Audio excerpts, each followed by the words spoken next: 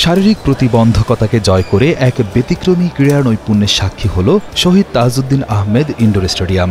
২১ August বৃহস্পতিবার থেকে শুরু হয়েছে ন্যাশনাল প্যারা ব্যাডমিন্টন চ্যাম্পিয়নশিপ ২০২৫, যা ন্যাশনাল প্যারা অলিম্পিক কমিটি অফ বাংলাদেশের আয়োজনে ২১ ও ২২ অগস্ট অনুষ্ঠিত হয়। ধন্যবাদ জানাচ্ছি ন্যাশনাল প্যারা অলিম্পিক কমিটিকে এত বড় আয়োজন করার জন্য, কারণ ২০২০ সাল থেকে আমি খেলতেছি প্যারা অলিম্পিকে, কিন্তু এত ভালো ফেসিলিটি আর এত বড় আয়োজন হয় নাই। ভবিষ্যতে ইনশাল্লাহ আরও ভালো আয়োজন হবে। আমি চাই এই দাটা অব্যাহত থাকুক, অন্ততপক্ষে আমাদের প্রতিবন্ধী যারা আছে তারা যাতে ভালোভাবে খেলতে পারে, তারা এই প্ল্যাটফর্ম থেকে যাতে উঠতে পারে, আমরাও যে দেশের জন্য কিছু করতে পারবো, দেশকে রিপ্রেজেন্ট করতে পারবো, এই প্ল্যাটফর্ম যাতে আমাদেরকে সেই ব্যবস্থাটা তৈরি করে দেয়।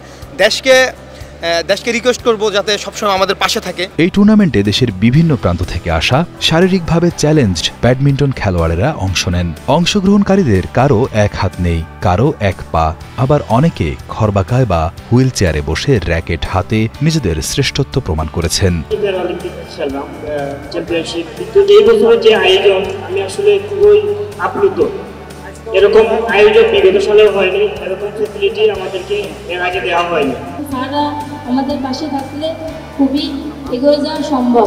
টুর্নামেন্টের সমাপনী ও পুরস্কার বিতরণ অনুষ্ঠানে বিশেষ অতিথি হিসেবে উপস্থিত ছিলেন জাতিসংঘের দুর্যোগ ঝুঁকি হ্রাস ফেলো এবং গণমাধ্যম ব্যক্তিত্ব মোহাম্মদ মানসুরুল হক। খেলোয়াড়দের অনুপ্রাণিত করে তিনি বলেন, প্যারা ক্রীড়াবিদদের জন্য এ ধরনের আয়োজন শুধু প্রতিযোগিতা নয়, বরং বিভিন্ন দুর্যোগ মোকাবেলায় ও আত্মবিশ্বাসী হিসেবে গড়ে তুলবে।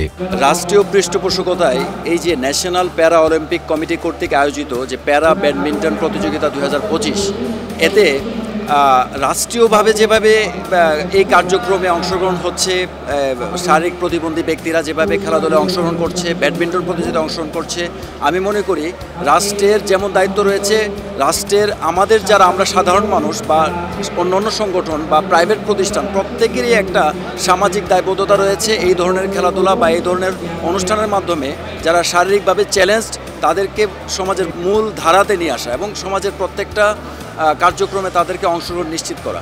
আর আরেকটা জিনিস যেটা আমি বলতে চাচ্ছি, যে কোনো প্রাকৃতিক দুর্যোগ বা মনুষ্যসৃষ্ট দুর্যোগে এই ধরনের খেলার মাধ্যমে প্রতিবন্ধী ব্যক্তিরা শারীরিকভাবে বা মানসিকভাবে যে শক্তিটা অর্জন করে, এই অর্জনের মাধ্যমে তারা যে কোনো দুর্যোগে, প্রাকৃতিক হতে পারে, মনুষ্যসৃষ্ট হতে পারে, তাদের নিজেদেরকে কীভাবে সেভ করবে এই প্রত্যয়টা তৈরি করে।